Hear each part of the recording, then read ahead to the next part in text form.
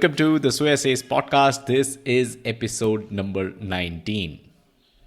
If that plane leaves the ground and you're not with him, you will regret it.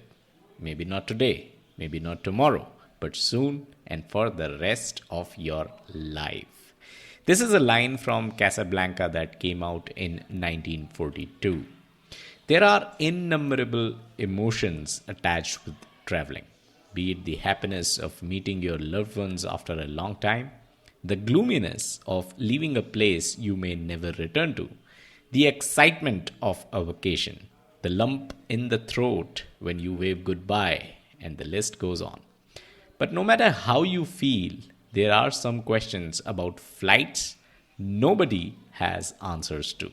So while you may find flights tiring, scary, or even monotonous, here are the 5 things you may have no idea about.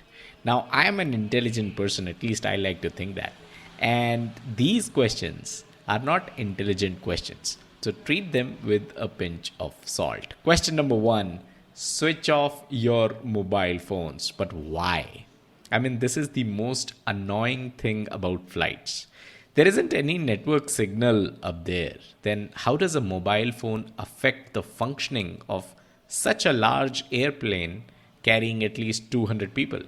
And not just that, they will ask you to switch off your iPod, iPad, and any other device that may not even be remotely related to telecommunications.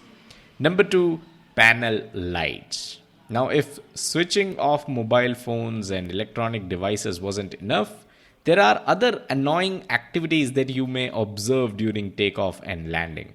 Panel lights will be turned off and you should keep your window panes open. How in the world do these 2 things matter? It remains a question unanswered. Number 3, why do your ears stop working? So the flight has now taken off and you can use your electronic devices.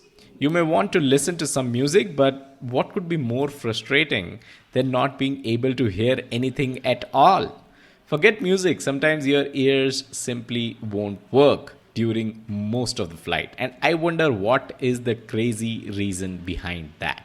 Number 4, I am the pilot. Yada, yada, yada. And then there is the pilot, right? Also known as the captain. And why does he have to say the exact same thing that has already been announced?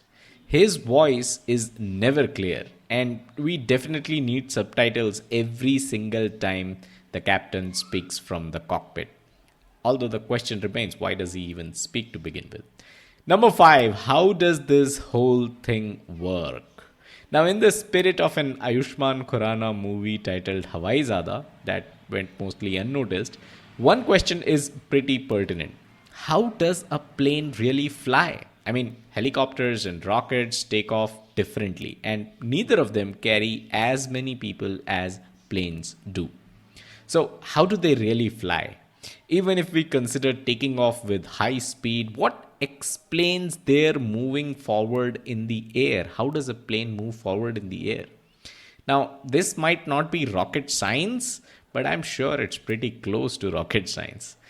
Now that you have heard this episode, next time you may want to ponder on these questions, or better yet, try to get the answers while you are up in the air.